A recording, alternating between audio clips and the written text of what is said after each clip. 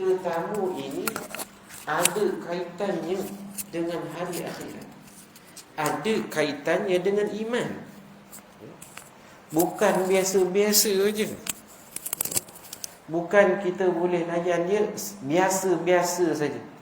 Kalau kita beriman kepada Allah dan hari akhirat, maka Nabi sebut fal yukrim, maka hendaklah kita memuliakan tetamu kita. Tuan-tuan yang dikasihi oleh Allah Subhanahu wa taala, perkataan dhaif ini orang Melayu pun sebut.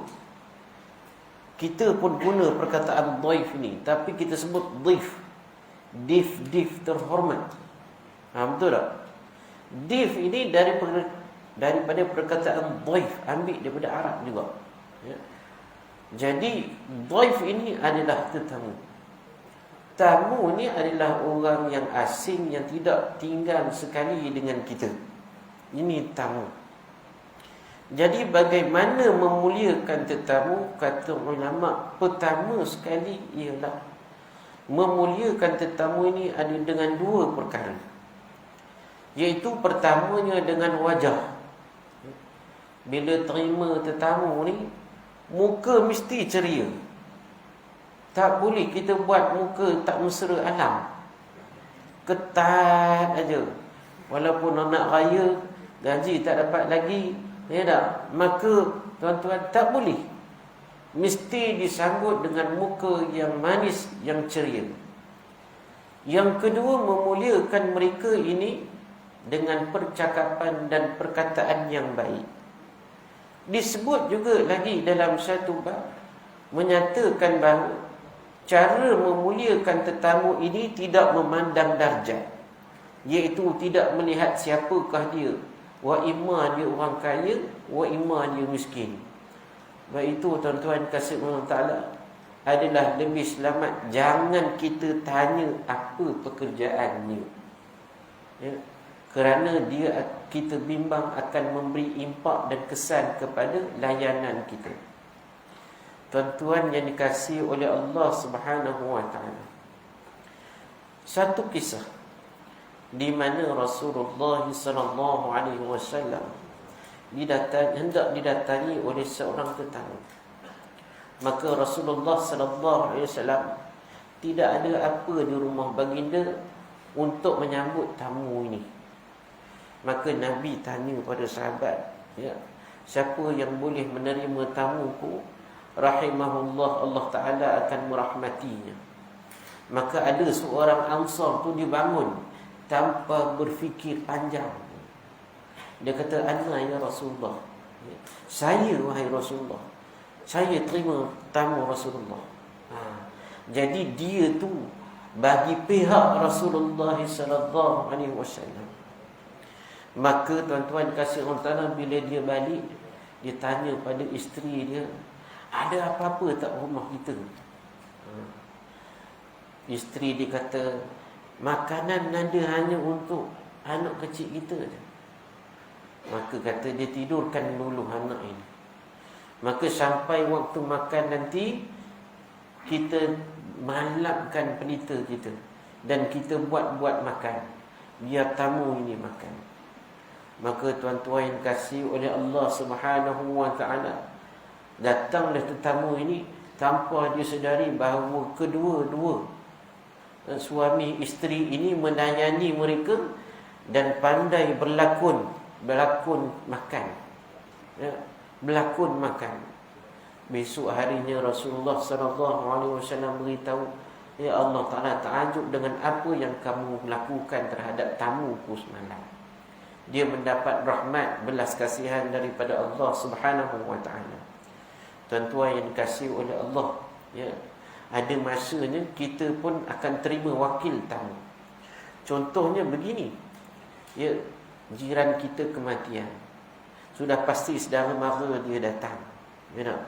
Ada saudara mara yang senang, tak apalah dia tengok dekat Agoda, dia tengok mana hotel yang okey. Ya, ada saudara mara yang jauh tapi tak senang, tapi tuan rumah tak boleh nak layan kerana dia dalam keadaan kesedihan. Maka tanggungjawab itu kitalah mengambilnya. Maka tuan-tuan kasih oleh Allah, ingatlah pesan Nabi, falyukrim dhaifahu, hendaklah dia muliakan tamu. Bila tuan-tuan tetamu ni datang, pastikan bila dia masuk, kita persilakan di tempat duduk yang paling baik dalam rumah kita. Tuan-tuan dah beli sofa Gucci ke, LV ke, apa ke, jangan tuan-tuan bagi kursi plastik. Duduk sini, bagi kursi plastik, kursi macam itu. Dia pun kata, saya bukan nak semayang. Tuan-tuan kasih oleh Allah, bagi tempat duduk yang paling baik. Arab kampung tuan-tuan, tak ada kursi cantik, dia pergi pinjam dekat orang. Dia bawa satu je. Satu yang besar tu, yang seorang duduk. Duduklah kita situ macam raja, yang lain semua duduk di bawah. Macam itu. Tapi kita tak ada orang main sambil situ. Maksudnya rumah kita ada kursi yang baik, kan? Persilakan dia duduk situ. Kalau misalnya kata kita minta dia duduk tempat lain, bagi tahu dia, kursi itu bukan tak boleh nak duduk, tapi basah, air tumpah dekat situ. Biar dia tak. Yang kedua tuan-tuan, layan dia betul. Kalau rumah ada aircon, jangan pasang kipas. Pasanglah aircon. Jangan pasang satu, pasang 3. Biar sembur. Biar dia cepat sejuk. Jangan pasang kipas. Kalau aircon dia, tapi kita pasang kipas, kita kena bagi tahu, aircon ni bukan apa, katanya. Bil elektrik dah 600. Negara macam itu. Ataupun aircon dia rosak, bagi tahu. Kalau tidak, dia tengok aircon ada pasang kipas. Kalau aircon tak boleh, kipas pun tak boleh, tuan-tuan kipas dia sekejap je, lepas tu dia ambil kipas dia sendirilah. Dia pun segan, orang kipas ke dia, kan? Tuan-tuan, begitu. Kemudian hidangkanlah makanan yang paling baik yang ada di rumah kita ataupun yang mampu oleh kita. Kalau kita buka peti tu ada buah ada 5, hidangkan buah ada 5. Kalau ada buah kiwi, hidangkan buah kiwi. Kalau ada musang king sudah tentu berbau, hidangkan musang king. Jangan hidang kacang angin je. Hidangkan yang terbaik. Kemudian tuan-tuan yang dikasihi oleh Allah Subhanahu wa taala, kalau dia nak minum, tanya dia nak minum panas ataupun minum sejuk. Tapi kita kalau tamu orang dah hidang tu, tuan-tuan kasih Allah Ta'ala, jangan kita tak makan pula. Kalau hidang air sejuk, tadi ni suruh cepat balik. Kalau dia hidang panas, boleh lama sembang. Tuan-tuan yang dikasihi oleh Allah Subhanahu wa ta'ala, maka begitulah kita memuliakan tetamu. Apabila masuknya waktu solat, tuan-tuan, persilakanlah dia solat. Ajak dia ke masjid. Kalau dia kata dia dah solat, selesai. Tapi kalau dia kata dia nak solat di rumah, kita kena sediakan tempat solatnya. Tuan-tuan yang dikasihi oleh Allah, tetamu ni berapa hari? Tamu ni berapa hari? 3 hari. Kita bertamu rumah orang pun 3 hari. Lebih daripada tu, boleh hantar bil dekat dia. 3 hari tuan-tuan. Iaitu Arab, kalau kita pergi rumah dia, kita masuk, dia akan sebut apa? Ahlan wa sahlan. Apa maksud ahlan wa sahlan ni? Kita orang Melayu ahlan wa sahlan boleh jalan. Ahlan ni artinya kamu dah jadi ahliku. Kamu dah jadi ahli keluarga. Wa sahlan ni daripada perkataan sahlun, mudah. Artinya pemudahkan diri. Kamu nak duduk macam ni ke, nak sila ke, nak duduk di bawah ke, ikutlah. Permudahkan. Jangan susah-susah, jangan rasa terikat. Begitu. Ini Arab. Dan tuan-tuan, tamu ini 3 hari.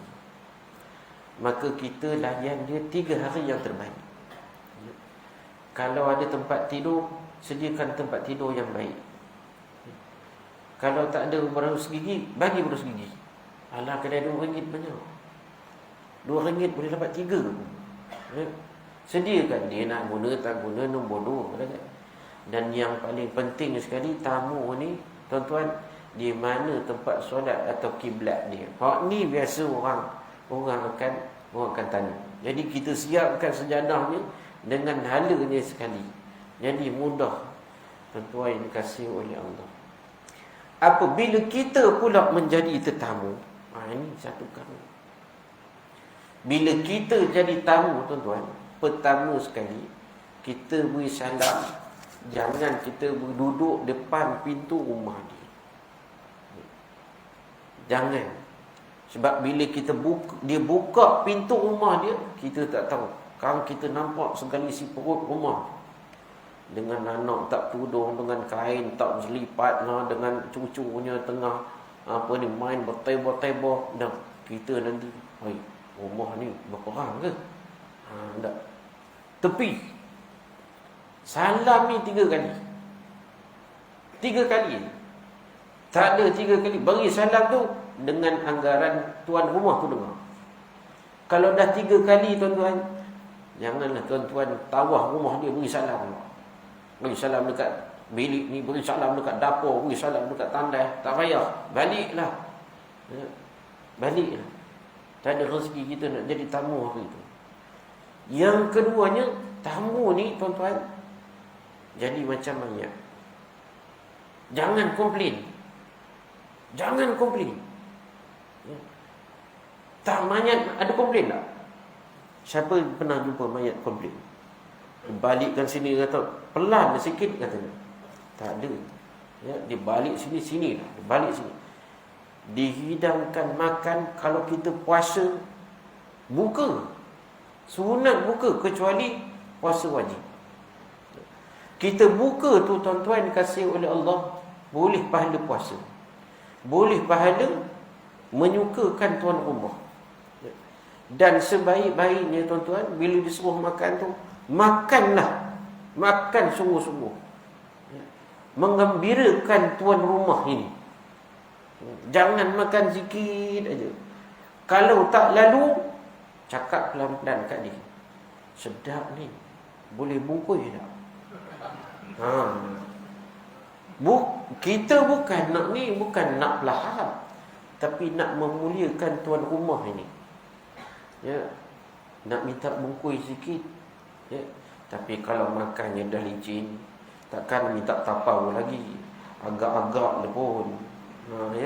Ini kadang-kadang kita tak lalu makan. Kita makan sikit, kemudian kita sedap. Kalau tak sedap pun kita cakaplah, tapau sikit, sedap dah ni. Tuan rumah akan gembira. Tuan-tuan yang kasih Allah Ta'ala, tuan rumah akan sedih kalau dia buat elok-elok macam-macam, tiba-tiba kita kutip sikit-sikit je makan. Tuan-tuan kasih Allah Ta'ala. Kemudian bertamu janganlah lama. Hadap tamu janganlah lama. Kalau kita terpaksa lama, contohnya sampai 5-6 hari, tuan-tuan, hari keempat tu kita kena keluar belanja lah. Tuan rumah memang dia payah nak terima. Payah dia nak terima. Tapi tuan-tuan, bila kita bagi, orang Melayu tahu kan, tak payahlah 2 kali je, tak payahnya. Kali ketiga tu dia ambil dah. Jadi tuan-tuan kasih oleh Allah, begitulah dia adab kita menjadi tetamu dan adab kita menerima tetamu. Tetamu ini keluar membawa 1000 dosa dan bala. Dia datang dengan 1000 rahmat. Dan Nabi pernah bersabda, seburuk-buruk layanan ialah, ataupun seburuk-buruk makanan ialah apabila dia itu dijamu kepada orang. Seburuk-buruk walimah kenduri adalah walimah di mana dijemput orang kaya tapi tidak dijemput orang fakir. Ini adalah seburuk-buruk kenduri dan seburuk-buruk walimah. Jadi tuan-tuan kasih oleh Allah, ingatlah, tetamu tidak ada beza antara kaya dan miskin. Layanilah mereka kerana dia melibatkan iman kita dan melibatkan keimanan kita kepada Allah dan hari akhirat. Dan ingatlah, bagi orang yang melayan tetamu ini, di sisi Allah ada ganjaran yang khas. Ganjaran yang khas. Ganjaran yang khas. Dan dia juga adalah kesempurnaan iman. Wallahu ta'ala a'la wa a'lam. Aqulu qali hadha wa astaghfirullah li wa lakum. Wassalamu alaikum warahmatullahi wabarakatuh. A'udzu billahi minasyaitonir rajim. Bismillahirrahmanirrahim. Alhamdulillahi rabbil alamin. Wassalatu wassalamu ala sayyidina Muhammad wa ala alihi wa sahbihi ajma'in. Allahumma ij'al jam'ana hadha jam'an marhuma wa tafarruqna min ba'dihi tafarruqan ma'suma. Allahumma adfa' 'anna al-bala' wal waba' wal ghala' wal mihan wal fitan ma dhahara minha wa ma batan. Allahumma innaka 'afuwun karimun tuhibbul 'afwa fa'fu 'anna wa 'an walidina wa 'an jami'il muslimin wal muslimat al-ahya'i minhum wal amwat. Rabbana atina fid dunya hasanah wa fil akhirati hasanah wa qina 'adzaban nar. Sallallahu ala sayyidina Muhammad wa ala alihi wa sahbihi ajma'in. Walhamdulillahi rabbil alamin. Assalamualaikum warahmatullahi wabarakatuh.